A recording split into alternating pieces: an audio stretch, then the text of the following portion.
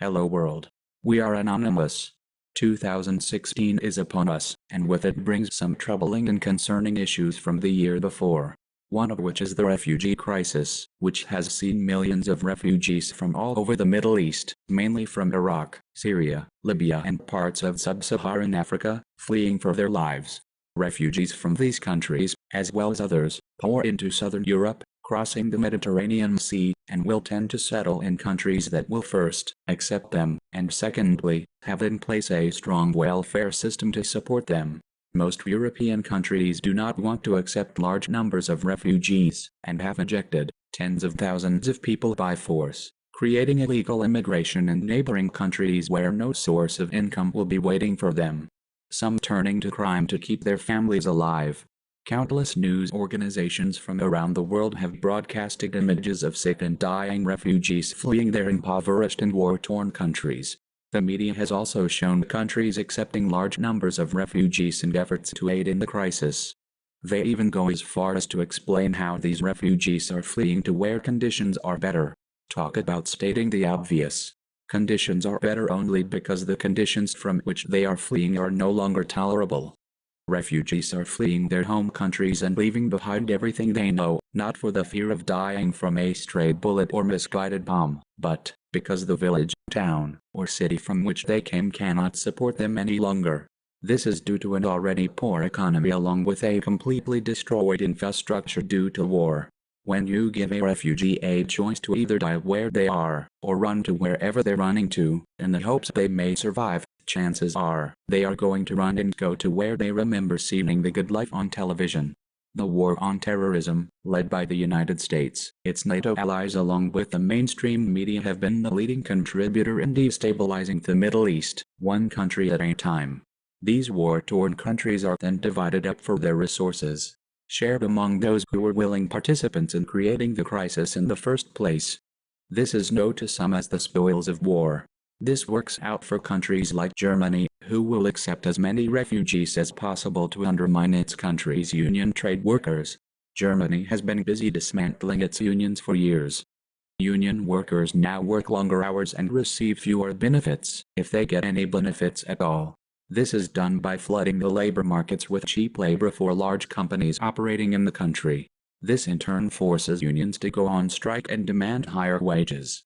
These same workers are slowly replaced with refugees who are willing to work for a fraction of what it costs to pay the average union worker. The effects of this are widespread among countries willing to accept large numbers of refugees who are willing to work any job, for longer hours and less pay, just to survive. Willing to work for wages that local citizens will just not accept. This will greatly affect the balance between capital and labor, leading to many people finding themselves losing good jobs and eventually ending up standing in long lines at the welfare and unemployment offices. This in turn shrinks the middle class and sets up society to be dependent on its government to survive. The media spreads lies and propaganda from elected officials whose only concern is to push a narrative that suits their interests and protects their financial and geopolitical agenda. The media fails to talk about the root causes by which many, if not all of our problems are attributed to today. Instead, the media with its infotainment dilutes the perception of reality, and causes those who have the least in society to imagine they can have whatever they see on television. This gives people a false sense of hope in obtaining a better life. Kind of like the average person buying a lottery ticket in the hopes of winning the jackpot. In the past 10 years alone, the refugee crisis has been attributed to, and has been made much worse by the direct military intervention of the United States in Europe. Countries not willing to take in these refugees, due to their direct involvement in creating the crisis in the first place, are in direct violation of their own policies. The United States and its allies are killing thousands of innocent people. Refugees are being buried in unmarked graves by the sides of highways, as European countries have nowhere to put the unidentified bodies. The problem lies with those who refuse to deal with the cost or the social consequences of this continuing refugee crisis. They pretend it's not going to directly affect them.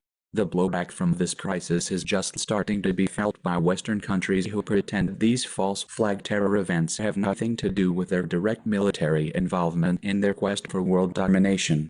It's the same people who make it their mission to defend policies that attribute to the needless death, displacement and disparity of millions of innocent people. People who did nothing to cause the conditions which they try to escape from. But this is nothing new. All wars create refugees to one extent or another. But what is new is the frequency in which refugees are being created in the first place. The refugee crisis is just one of many issues facing our lives today. We of Anonymous will continue to do our part to uncover the truth and fight for the rights of the average citizen. We will fight for those who are unjustly murdered and silenced, and for those who can't fight for themselves. We will never stop in our efforts to expose the corrupt plans of the New World Order and its supporters. We are Anonymous.